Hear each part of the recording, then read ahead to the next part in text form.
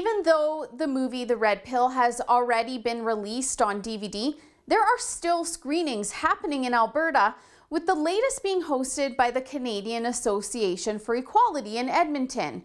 The film is a documentary that follows a feminist on her journey through the men's rights movement that was directed by Cassie J. It's actually a very powerful documentary and really ended up triggering a lot of feminists and social justice warriors to the point that they were complaining to venues so much that they eventually shut the documentary down in some places. But it's actually pretty informative and a real eye-opener. And in my experience, most of the people that are complaining about it haven't even watched the thing. Typical, I know. Now, one of the men's rights activists that's featured in the film is Karen Strawn from the Honey Badger Brigade.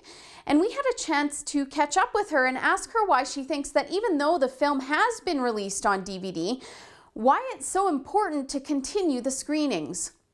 Honestly, it's a really good thing to have screenings because it gets people together and it gets them out in public. You know, it's one thing to be brave enough to rent a movie and watch it in your living room. It's another thing to be brave enough to kind of flout the conventions of your town, your community, and actually come to one of these events and show that it's perfectly okay for a normal person to be interested in something like this. So, yeah. Obviously, feminism has been at the forefront in discussions about gender equality for decades now, and men have been pushed to the back burner. So we also asked Karen what her thoughts are about the stigma surrounding men's issues.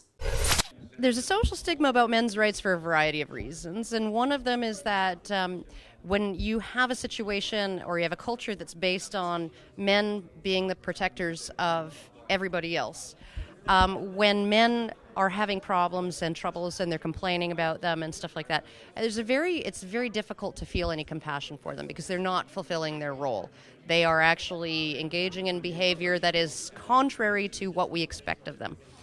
And feminism never had that problem with women because there's never been any controversy as to whether women can be victims of things. We feel when a man is acting up, we're more likely to see him as dangerous. We're more likely to see him as a troublemaker who should be cut loose. Stigmas about men's rights, you know, we've had 150 years of feminist advocacy and feminist scholarly work and philosophy and all of those things telling us the exact opposite, that men have all the rights. Women are the ones who don't have any rights. Women are the ones who are treated as second-class citizens. So when you actually say, no, that's not actually true, you're really pushing against a huge, pervasive cultural narrative that people have bought into. So. And it might seem kind of out of the ordinary for a woman to be so passionate about men's issues, but Karen has been pretty vocal for quite some time now. So we also wanted to know why she thinks it's important for women to speak up. First, I think it's important for women to speak out because it's worth speaking out about this stuff. And if it's worth it for a man to speak out about it, it's worth it for a woman. You have mother and sister and daughter and all of that, all of these women in your life that you care about. Well, you also have fathers, you also have sons, you have brothers, you have husbands who you care about, and you should speak up on their behalf.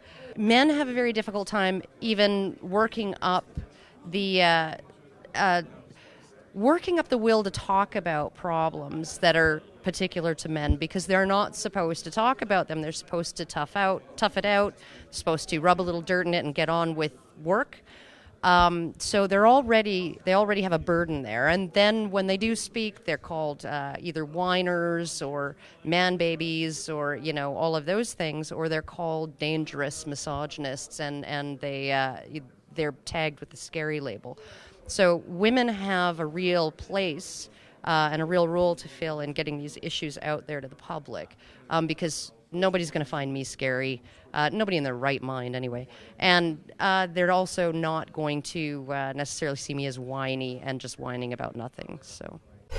If you want to hear more from Karen, you can find her insightful commentary on her YouTube channel at Karen Strawn.